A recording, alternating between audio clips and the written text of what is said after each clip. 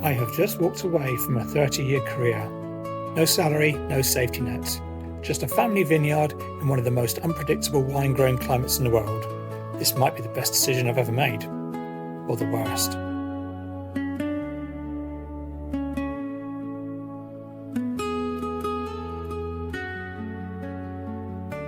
Welcome to Tamar Valley Vineyard Diaries. My name is Marcus Williams, and in February 2026, I made the biggest decision of my life. After more than 30 years in my career, including 2 decades at the UK's largest public aquarium, where I became curator, worked with a team of outstanding biologists, and also met my amazing wife, I walked away from the security of it all.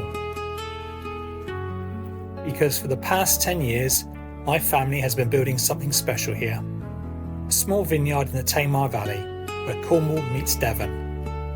Now I'm taking a gamble, trying to turn it into a thriving vineyard in the unpredictable English climate. This channel follows that journey. The seasons, the setbacks, the wildlife, the hard work, and the dream of making great wine from this remarkable corner of the countryside. Welcome to Tamar Valley Vineyard Diaries.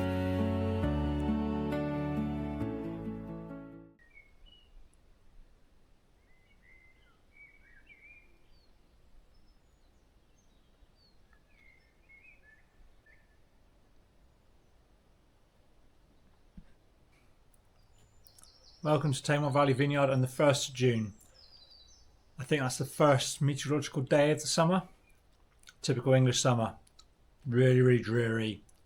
Lots of mizzle. Probably shouldn't be going in the vineyard, especially not in the tractor, but I have to. So, gonna fix the topper, put a new bolt on it, see if that one breaks off, and go and finish off the topper in block 2. And then if I haven't completely lost the will to live after that, I will go in and do the bud rubbing on block 2 as well. Because it's imperative that we get that out of the way, and then we get in and we start tucking in all the growth. Because at the moment the vines are growing like mad and it's all sticking out into the alleyways, and if we get a high wind, that's going to snap off. So we really need to tuck it in. This week's going to be a little bit bleh, I think. We'll see how it goes. Really, I don't mind a bit of rain now, but it needs to get over and done with, because the vines are getting very, very close to flowering. And this is the sort of weather we do not want in flowering. We want it nice and dry, because rain can actually impact the actual flowers themselves and stop them from forming into fruit. So yeah, let's get this out of the way, and then hopefully next week it dries up, and that's when we get into flowering, because it's a critical point of the year. Potentially we've got an amazing harvest here, but we need that right weather in the middle of June. Anyway, bit of sustenance, and then in the tractor.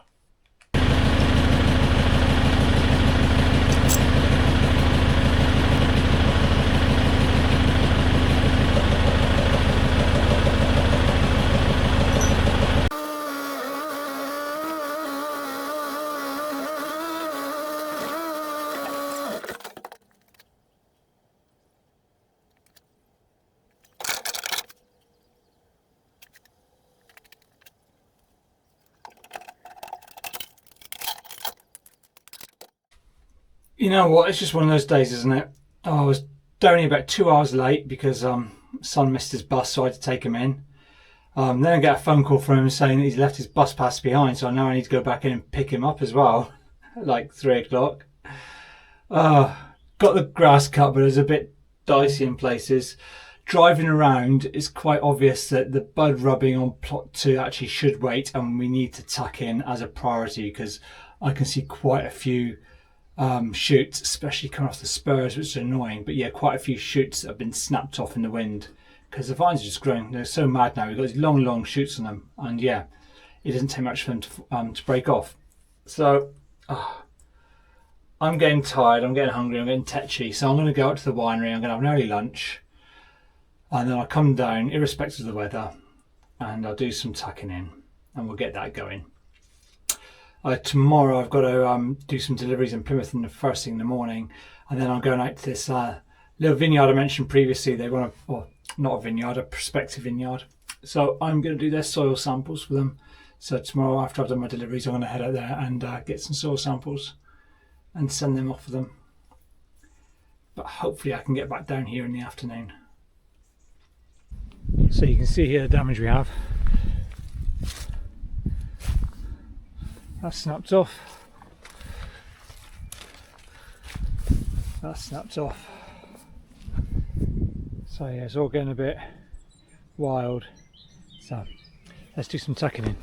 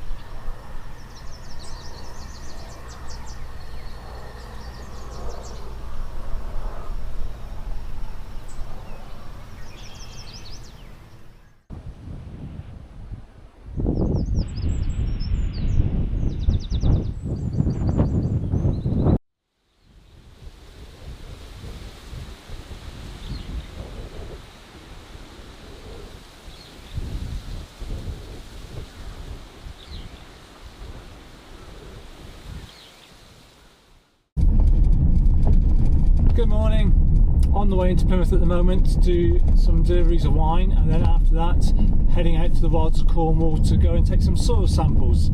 A couple of weeks ago I mentioned about some people who I thought were looking to plant a vineyard, and so I went and had a chat with them. Actually what they're doing is they're looking to put their property on the market, and they wanted to get some soil analysis done so that maybe they can market their property as suitable vineyard material, which is like, well, each their own, fair enough.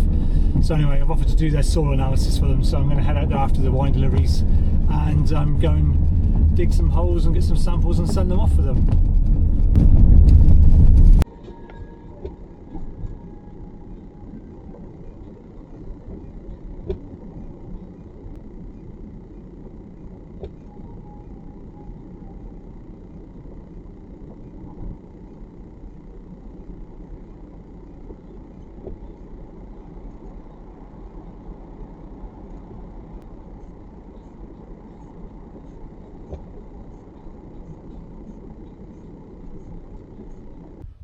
So this is the site that I'm testing this morning in the depths of Cornwall. Not a bad view. Got about, I don't know, 2.5, 3 acre site here, and south I think is kind of like that way. Relatively steep slope, so steep that we can't actually see it from here. Didn't really appreciate that when I was over by the gate. But anyway, we're going to take our samples. So what we're going to do for our samples is we're going to do a W-shaped pattern throughout the plot. So I've split into two. We've got one plot here, and then the other side of the fence can do another plot, just in case, because I think that's like a wildflower meadow. This has just been left, so the balance of nutrients in the ground might be a bit different. So yeah, we do a W shape, and in that W shape we do 20 samples, and then that's it really. Then it gets sent off and is analysed. But yeah, it all depends on how hard the ground is to see whether I'm actually going to regret doing this today or not. But anyway, let's crack on.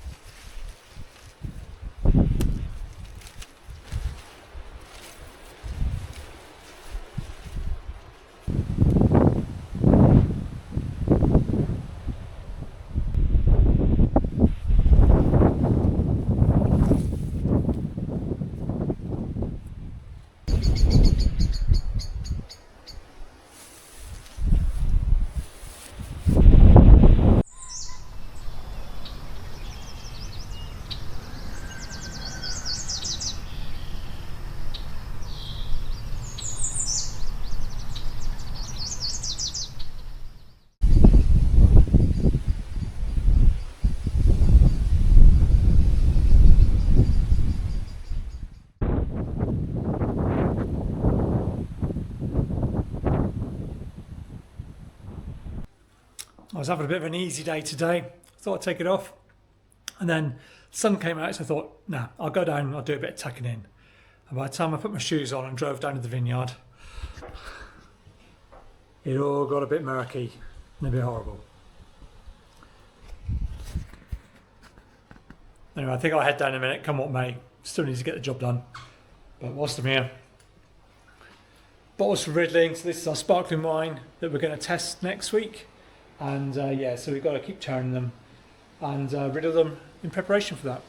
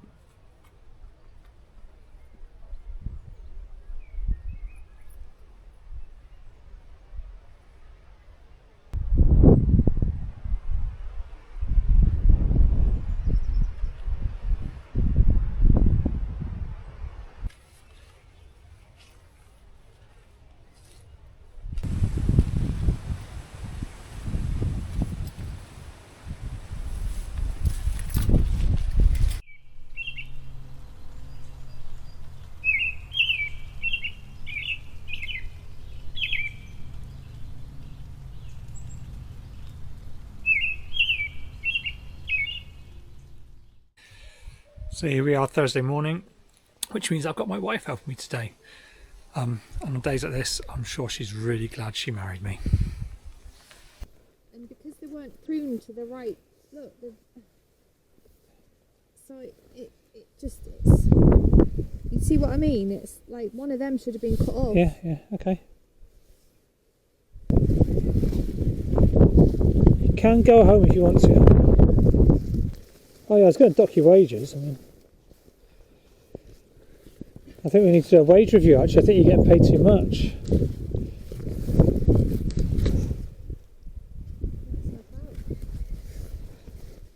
Oops.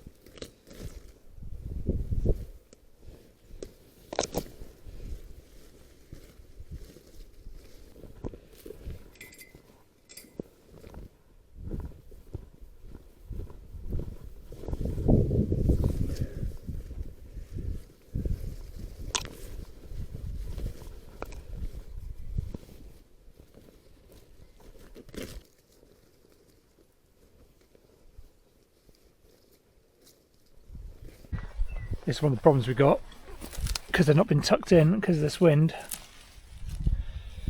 We're losing a lot.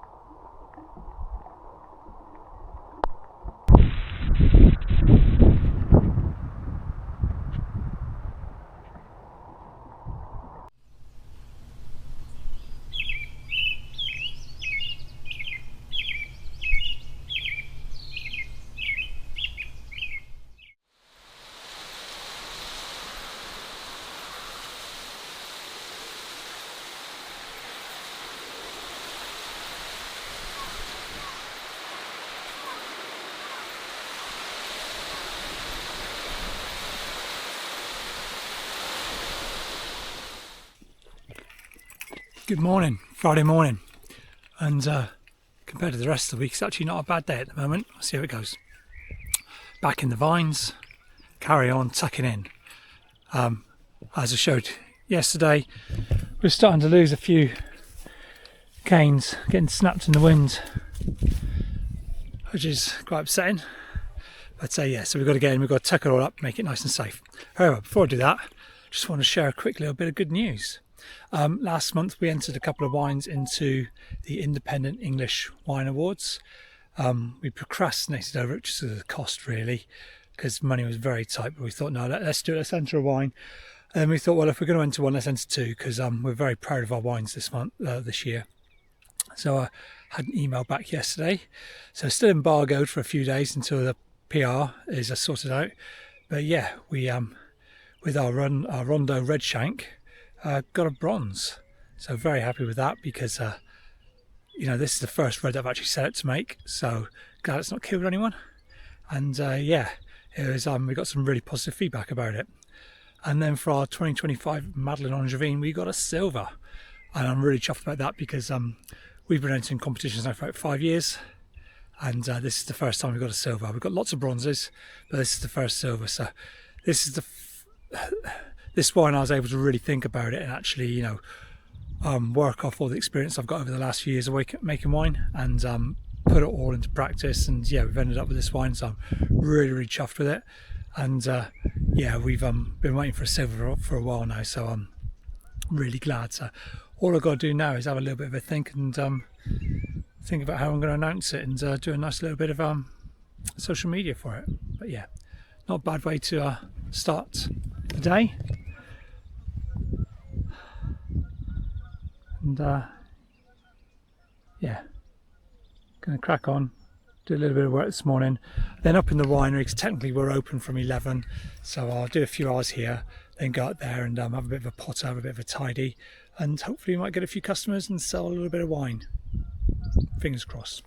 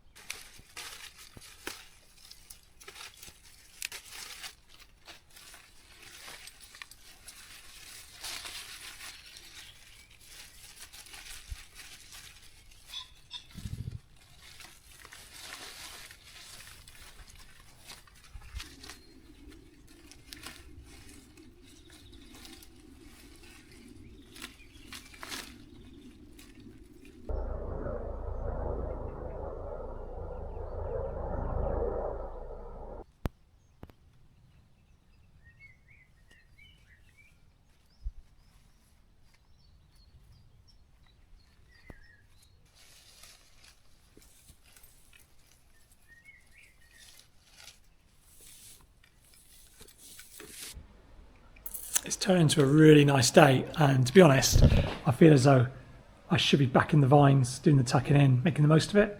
But as you can see, technically we're open for wine by the glass, cheese, charcuterie, wine sales. As such, I need to hang around the winery. I'm not actually expecting really to get much custom today, but that's not the end of the world. This whole opening for wine by the glass and cheese and charcuterie, it's all an experiment, and we've got to do this to work out which days work. As it is Sunday, I've got quite a few bookings, so that's all right. But yeah, what should I do up here? Now, I think what I'm going to do is this. In here, this is what we laughingly call the office, which is basically just turned into a big old dumping ground. So I think this is the prime opportunity to empty it out and have a bit of a tidy and get rid of all the junk, whilst I'm waiting for people to come and spend hundreds of pounds here.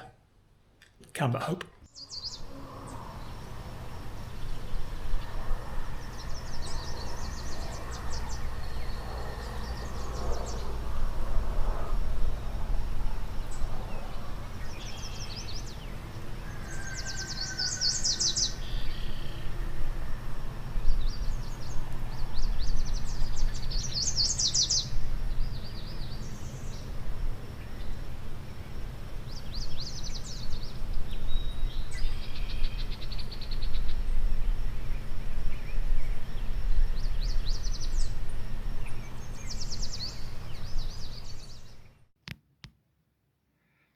Well, it's definitely one of those jobs that I started and wish I never had, but it's looking a lot better now. A bit tidier. Still got to put the stereo up high out of the way. Got to work out where to put the monitor, and just got to sort that stuff on the left here. But we're slowly getting there. Right, I'll just try and explain a little bit more about what we're actually doing here with tucking in, because it sounds quite obvious, but there's more to it than I'm probably letting on. So there's a couple of things. First of all, we want to make sure that everything is neat and tidy, and all these canes are tucked in to the foliage wires. And the reason for that is that we don't want them to get damaged. So when the wind's blowing, as you've seen on other vines, they can get snapped. Obviously, if they snap off, then we don't get any fruit from it. And also with driving the tractor up and down the alleyways, I could hit them and snap them off of that as well. So we want them nice and tidy. It also creates like a really good solar panel then, nice and flat and clear, and they're going to get lots of sun. Also though, we're using a trellising system called the Scott Henry. So most vineyards, they'll have a trunk, and then they'll have two canes, one either side, which are tied down onto these fruiting wires. And what you can see here is we've actually got three. We've got 1, 2 and 3 over here. And the reason for that is Madeleine Angevine is a very vigorous plant and it really wants to grow. So by laying extra canes down and by giving it more fruit to produce, we're giving it something to do. It's not just going to produce lots and lots of leaves. However, it does mean then on this lower cane, if we left it normally, they would all grow up and all the leaves would then get in the way of the fruit on the upper cane. So what we do is we actually bend them down and we tuck the lower cane's foliage underneath this lower foliage wire. It does make it look a bit untidy and it really goes against my German roots, but it does actually then open up the canopy, and we've got the fruit here from the lower cane, then we've got the fruit here from the upper cane, lets the air flow through it as well. The only problem is, as we're bending these down, they're very prone to snapping, so we've got to be really careful, and there's been lots and lots of swearing. Because we've been snapping off quite a few, or rather I've been snapping off quite a few, I've been leaving the crowns a little bit more dense, whereas I should probably be pulling out some of these shoots so that we're not crowding the crown. Because I've snapped so many off here, I'm kind of loath to pull them out just yet, because you know they're fruit and fruit equals wine. So I can always come back later and either take those shoots out, or I can take the fruit off them, but I can't add them back, so we'll leave them there for now. So there's another monotonous job in the vineyard, but as I'm doing it, I can actually see the structure. I can see the gaps where the air is meant to be flowing through. Here you go. This is looking lovely and nice and open, and we just need to keep on top of that throughout the growing season now.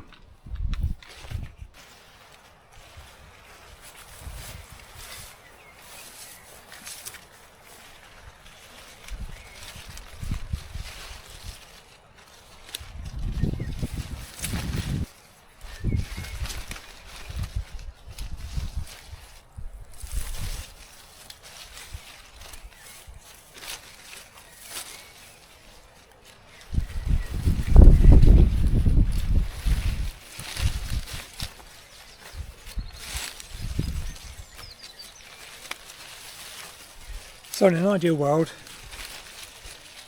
all these shoots also known as VSP, vertical shoot positioning, I think. All these shoots will be vertical and they won't be overlapping like that, they'll be nice and straight. That doesn't really work. You get more dominant shoots and they get heavy and they fall over and that sort of thing. But we can try and keep them upright. And that also means, well, one, when we come to pick, it's going to be a bit easier to deal with, not too many tangles. But also when we come to prune and pull the prunings out, it's going to be a lot easier. If you'd seen the earlier episodes, you saw how hard that job was and how long it took, and a lot of that's because everything was tangled. So by having it neat and tidy now makes life a bit easier come January, February time.